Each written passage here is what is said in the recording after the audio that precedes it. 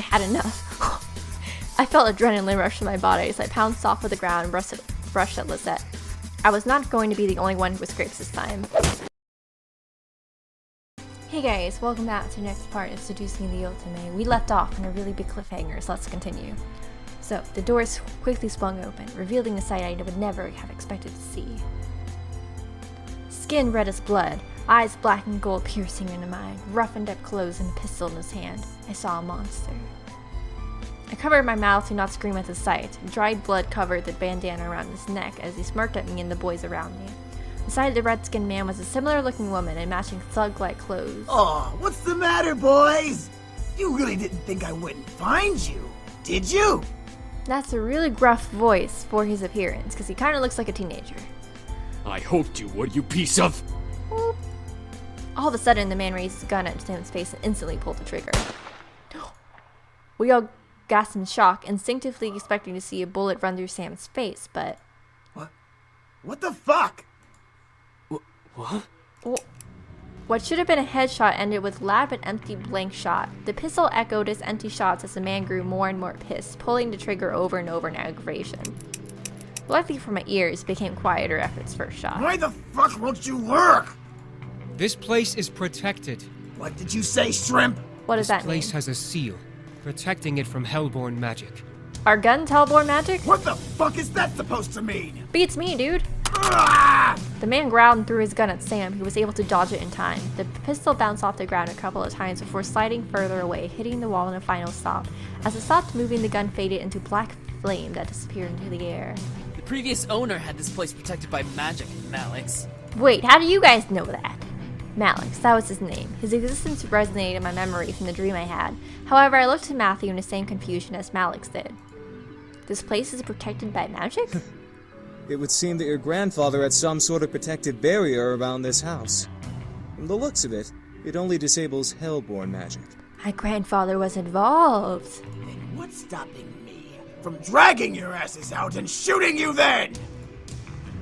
Out of pure instinct, I stepped forward and placed myself between Malix and the boys. With no power, Malix wasn't going to fight. I took the chance to stand up to him instead of being powerless like I was in a dream. Fuck off. Malix suddenly laughed wildly, staring at me in disbelief. Whoa! Who let the bitch out of her cage? What is this? A reverse harem or something? That's exactly what this is, and you're not part of it, so you need to leave. I ducked underneath Malix's incoming hand. I stared at his hand and his black flame tattoo in surprise as I took a couple steps back. Matthew and Damien stepped in front of me, guarding me from Malix with their arms. A quick one. I'm liking you more and more. Back off, Malix! Don't start acting tough, you pathetic excuse of a demon. You need more protection than her. Shut up! Oh, did I make little Matthew cry? Why don't you just grow a pair? Enough, Malix. The woman, who had been standing in silence the whole time, planted a firm hand on Malix's shoulder. Malix looked at her with a growl and a glare that could kill. Since when did you get the guts to speak out of place? We both know you've never controlled me. I want them dead just like you do. There's but some now's not the inter-drama time. going on here. Fuck off!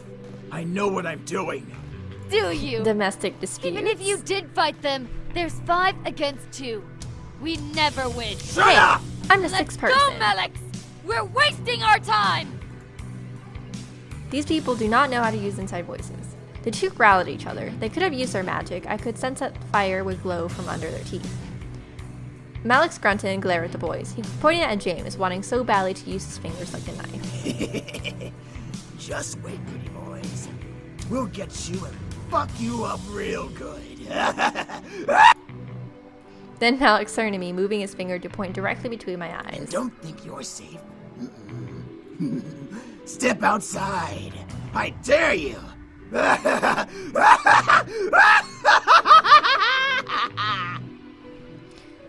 With that, Malix and the woman walked out the mansion. The doors closed behind them, leaving the boys and I alone once again. I felt my knees give out from under me, forcing the boys to quickly turn to catch me. Whoa! Are you alright? Much better than you Has were. been closely tracking us. Our blood trail from the forest must have led him here. You guys left a trail of blood and you didn't think that that wouldn't leave him here. Should have stopped him and finished it here.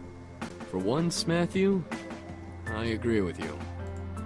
I stood up and rubbed my arms, feeling the goosebumps Malik left on me. I couldn't stop myself from shivering in fear of his words. Was he a demon? That son of a bitch is not a demon. He's a devil. A devil? There's a difference? Yes, demons come from a different plane of existence called the abyssal planes. Devils, however, come from one of the 7 circles of a place humans know. It's hell. Despite us not being human, we are very different creatures. We actually have brains, for one. Devils always like to cause trouble and try to kill or torture others for their own enjoyment.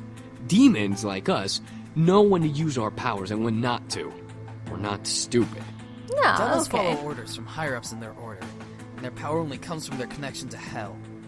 Demons all have free wills and don't rely on where they came from to use their powers. This is also confusing. Demons and devils and magic all existed and I happen to land in the middle of it. What do we do? You're safe. You've been protected as well. What? What Damien's saying is that the magic that protects this place also protects you. Your grandfather must have cast it when you last saw him or something of that nature. We can sense its aura around your body. So my grandfather was involved. I couldn't believe my ears. It was the third day of surprises and this one took the cake in being most surprising. I felt my head spin once again. What did I get myself into? Miss, please don't worry. We'll find a way to train ourselves and become stronger to finally finish this feud. I'll kick his ass right now. Until we're gonna then, train? we'll protect you as much as we can. If Malix comes back, we'll be here for you. What about going outside? Like we said, you have a protection spell on you. Even if Malix attacks you, he won't be able to use his magic on you. He'd be just like any other human you can fight back against. Does this Didn't mean I you can say you become knew really Taekwondo? badass? Sure. I felt somewhat relieved that I was mostly safe from Alex. Still, I could not help but feel very nervous and apprehensive about the future. The boys were safe here to train and become stronger, but what if Malix did the same? Even more so, I was lost about how my grandfather knew about magic. I had to find out. At least I had time. I went to bed that night feeling nervous. Despite the words of the incubi, I felt like a target to something I'd never be able to explain or prove. Magic? Devils? Demons? How did all of this ever happen? Should I really meddle with the situation? They are only staying until after they defeat Malix. That's right. They said they would only stay until after they defeated him. After that, my life would go back to normal. Temporary insanity, as Kay would say. The question was, would I want them to leave?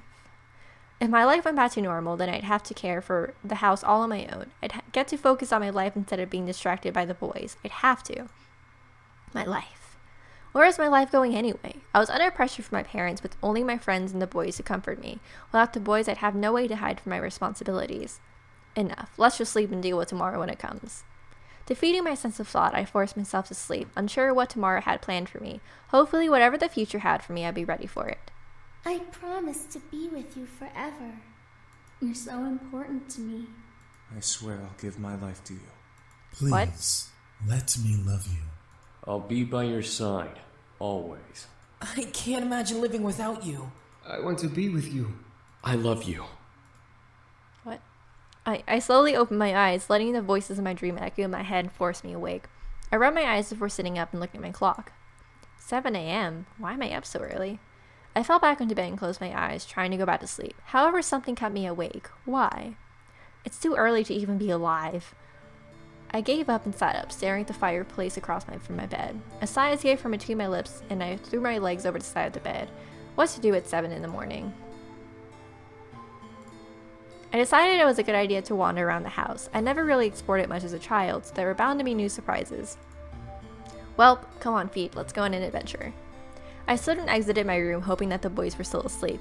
I began to wander the halls on the end of my house, opening each door to find what each room led to. Quickly, I found an old office. A desk and a chair sat by the far side as a large bookshelf of documents and memorabilia donned its nooks and crannies. There were a couple pictures of me growing up peeking from the shelf as I walked further into the room. I don't believe I've been in here before. I tried to recall memories of ever seeing this room, coming up with nothing as a result. This room was new to me. Did I want to disturb the furniture? I'm curious. I gently opened the shelves and any drawers I saw in the room, and a couple of them were books and even sewing kits. I assumed they were used for my father's grandfather's toys, so I left them alone. One drawer, however, was locked, no matter how many times I pulled.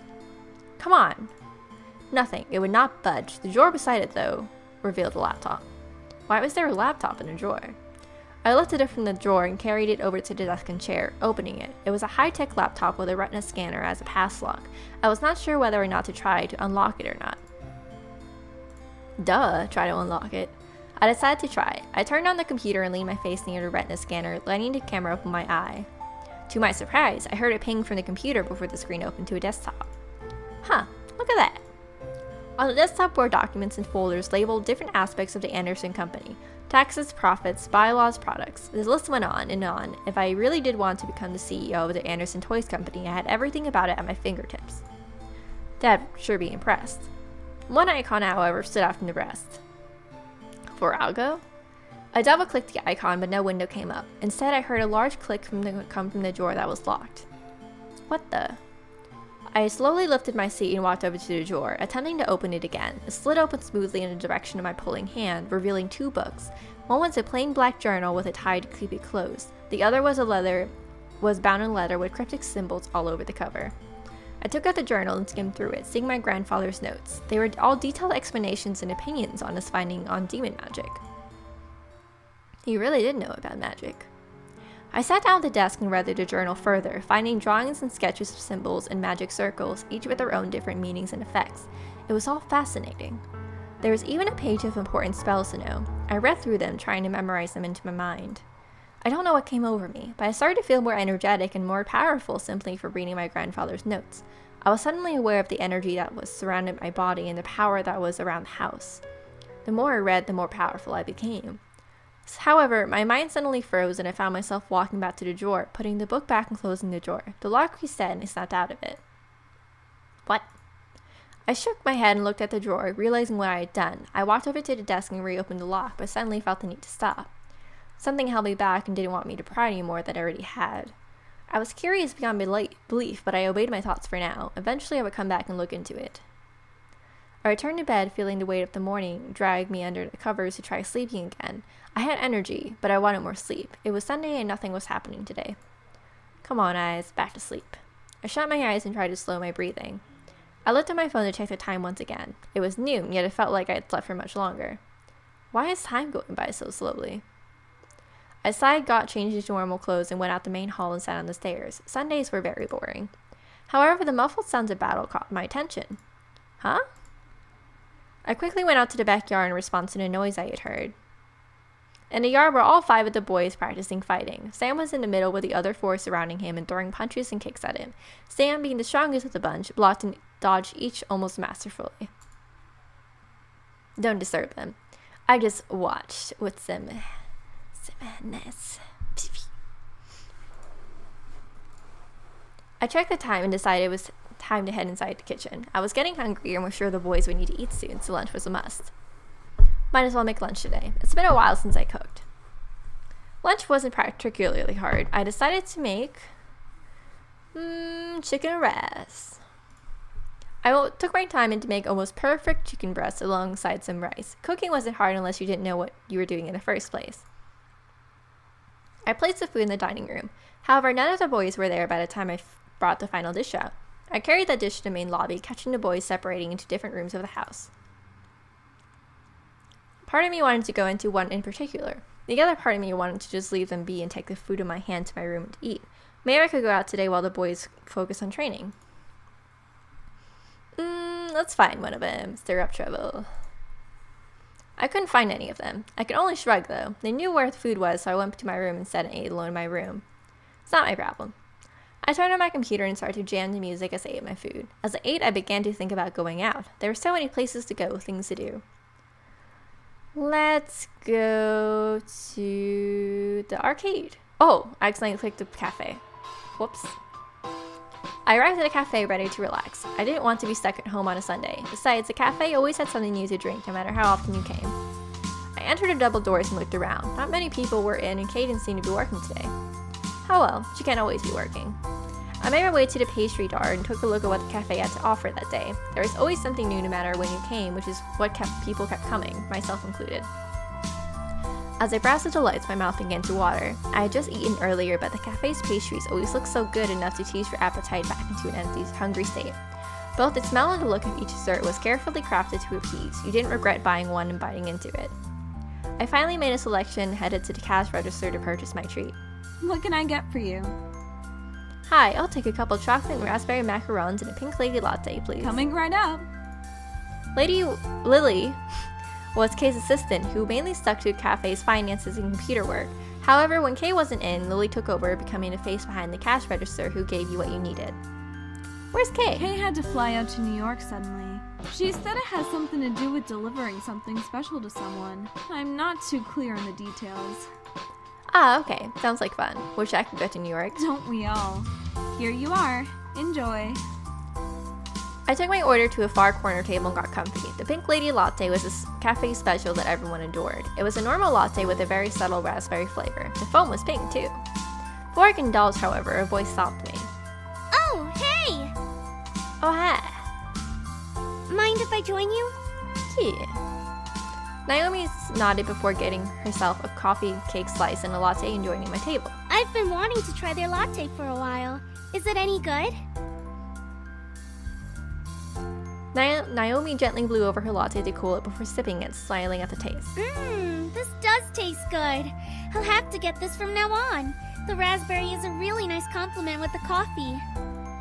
I giggled. Naomi loved food when it wasn't made in the school cafeteria. She wanted to own a restaurant one day, but always focused on studying on the business side. Naomi had natural cooking skills that made grandmothers seem like novices at making you amazing food. I seriously doubt that. You should get macarons next time with it. The raspberry macarons definitely bring out the flavor in the latte. I should. Naomi slowly grew a look of thought on her face as she stared into her latte, probably thinking about food again. It was during these moments that I got to see a simpler, almost beautiful side of Naomi. She was very smart, smarter than me. However, she always held seriously very close to passion, dedicated her heart to her dream. It was enviable. I sipped my latte and ate a macaron before speaking and breaking her thoughts. Thanks, by the way, for coming to my impromptu party. I know it was last minute and all. Naomi broke away from looking at her drink to look at me in surprise, then with a smile. It was my pleasure, really. I mean, our pleasure. Suzu came too, and all. Naomi blushed a bit before clearing her throat and taking a sip of her latte. Then she looked at me again with a slight frown. But hey, how are you holding up from that? I'm sure meeting all those business people was tiring.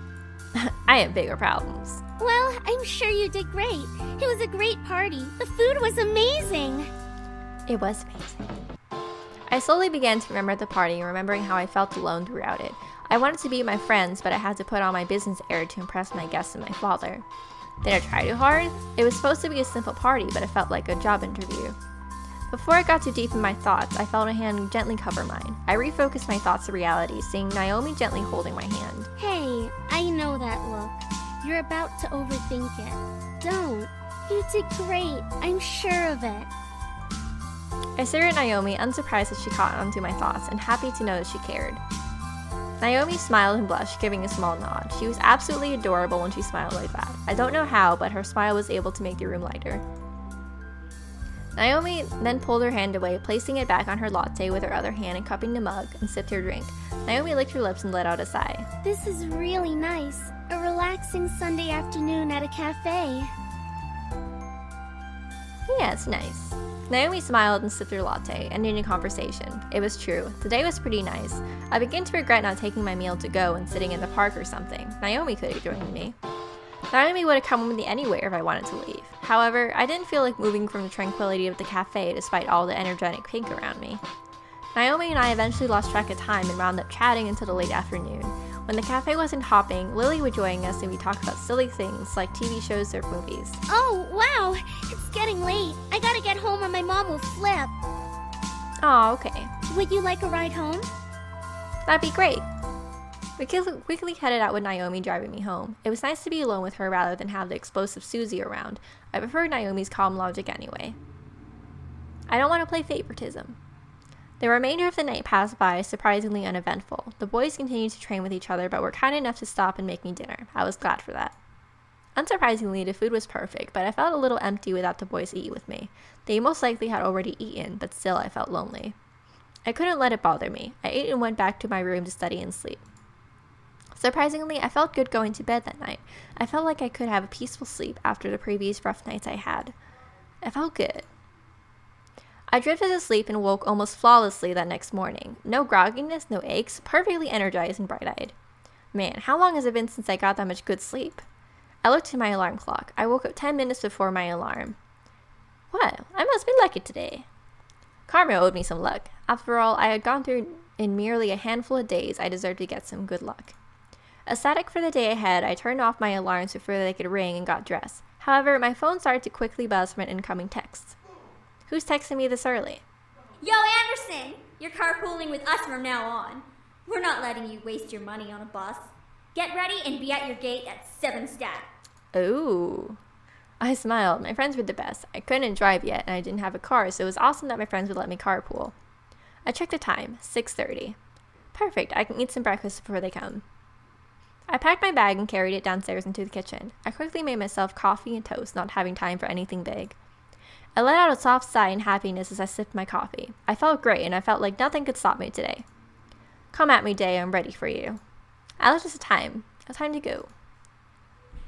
I quickly rushed through the doors, checking myself in the passing mirror. I wasn't wanting to impress anyone, but I still needed to look decent. And right on cue, Naomi drove up to the gates with Suzu waving me down. I rushed out the door and we headed to school, talking about the homework in the coming day. We made it into the school without a hitch. Our lockers were in the same part of the hall, so we quickly unloaded what we needed to and got our important books and necessities. The first incident of the day. As I walked towards Suzu and Naomi, who were both waiting for me in the opposite side of the hall, something hooked my ankle and made me fall forward. What? Hey, are you okay? Who did that? The three of us looked back to see Lisette with her gaggle of girls. Lisette had a complete look of complete innocence, while the girls around her giggled like no tomorrow. Why, you little... Suzu, don't!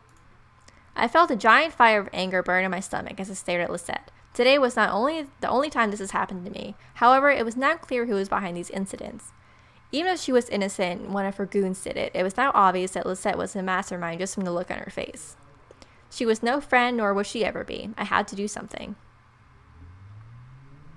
Get her. I'm kind of debating it. I had enough. I felt adrenaline rush through my body as I pounced off of the ground and rushed at Lisette. I was not going to be the only one who was scrapes this time.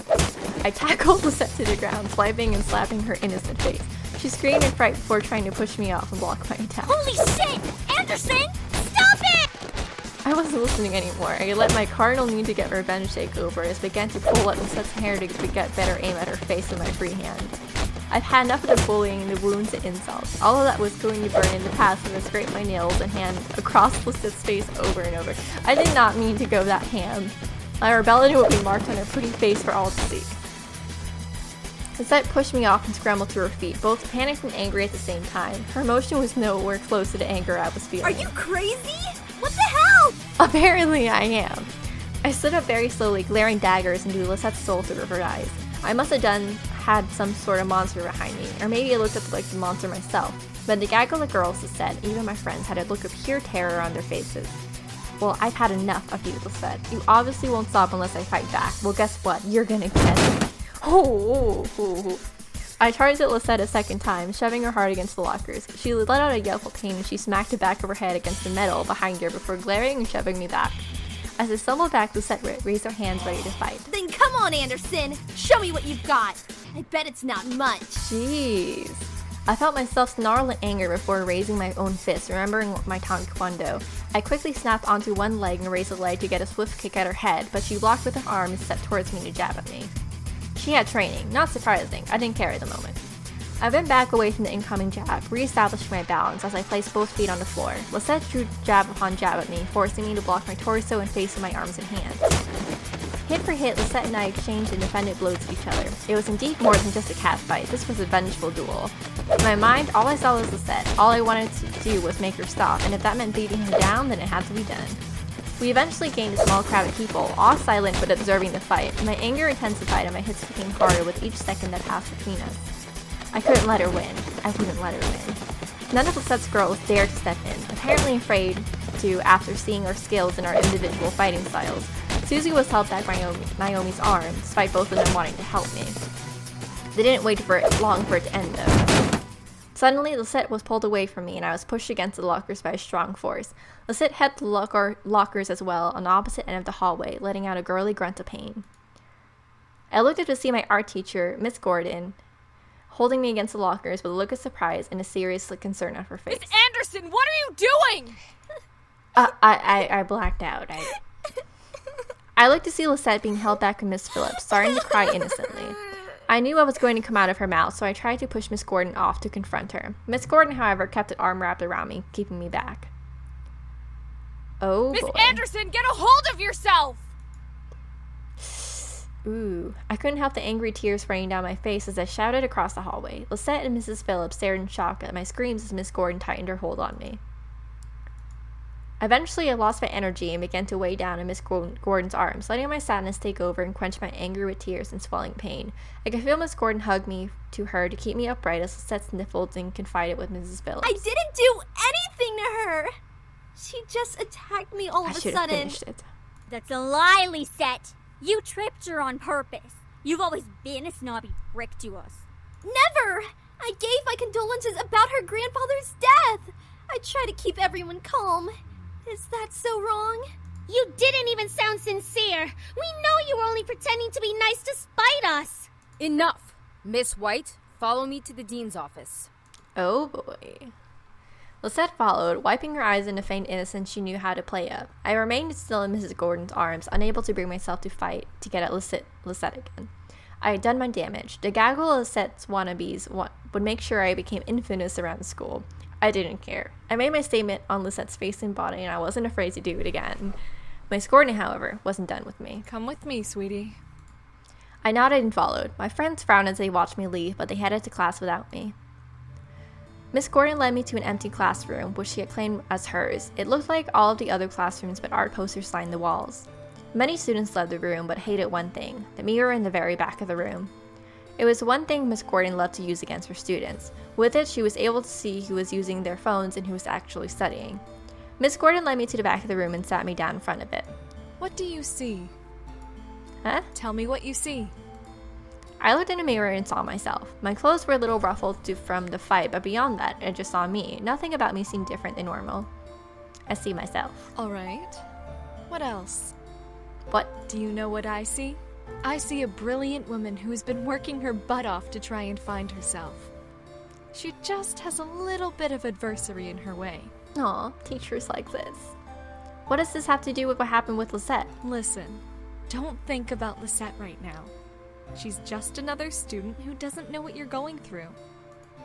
I stared at myself in the mirror, unable to tear my eyes away. She was right, but I still lingered on what happened with Lisette. I know Miss Gordon was only trying to help, but I couldn't fight the thoughts in my head. Miss Gordon gently rubbed my shoulders, snapping me from my thoughts. I looked up to see her smile down at me through a mirror. You know, those were some pretty interesting moves. Taekwondo? Yeah. You'll have to show me one day. I laughed as she hugged me gently. Look, don't let Lisette get to you, okay? You have your own battles to face, and you can face them just fine. Instead of fighting Lisette, focus on your goals. It was still pretty nice. She gave me a small packet of tissues and told me that she would handle Lisette. The fear about my family learning of this had quickly had vanished when she promised to keep me out of it as much as she could. Everything will be fine now. You're a good student, so I'll let you off with a severe warning. Just don't get into any more fights, okay? Now, head to class. I gave her a pretty good warning. Surprisingly, the rest of the school day went off without another incident. I went to my classes, had lunch, and was anxious to get home. As the bell rang for school to end, I felt my phone vibrate in my pocket. Huh? A text? From Dad. I'll be picking you up today. Make sure you're ready to go when I get there. Ugh. That's kind of a surprise. I quickly headed back to my locker and got my things before waiting for Naomi and Suzu.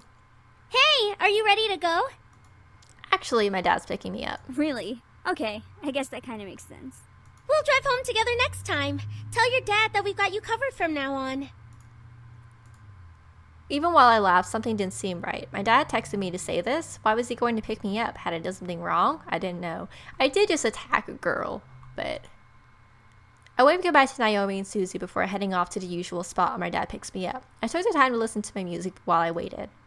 I need to go get another Rise of the Phoenix concert. Eventually, I played the entire album with no one showing up.